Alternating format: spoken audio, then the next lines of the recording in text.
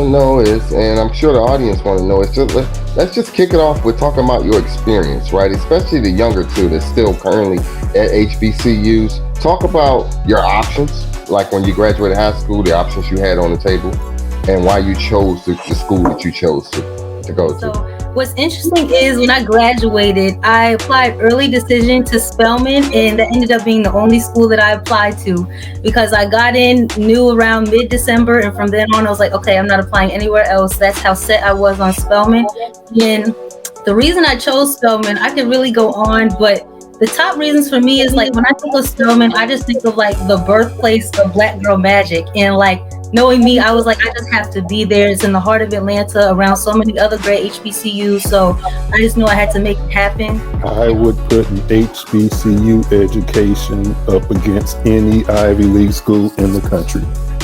In my opinion, the education you get in HBCU rivals any of them. Academics as well as the personal, because in HBCU, in most of the Ivy League schools, the non-HBCUs, you're just a number, you're just a person. HBCUs, they actually care about you. They take time out to make sure you're in class. Most other schools come to class, don't come to class, they don't care. That's not the case in HBCUs. In my orientation, my junior year, spring break, we actually visited a chapel on Morehouse's campus. We saw pictures, not even of just Morehouse and Spelman or HBCU alumni, but just world leaders, people that visited Morehouse's campus, and just an inspiration. And it was an inspiration to me. I saw myself having a painting on that wall one day, and it pushed me to just want to be my best self on Morehouse's campus. Yeah.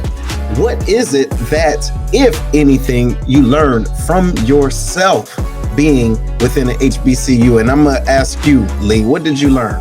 I learned that I am just as good as anyone else out there. I mean, coming from St. Louis Public Schools, I'm not going to say that St. Louis Public School education is bad, but I will say I was not prepared for the world I found myself in when I got to college.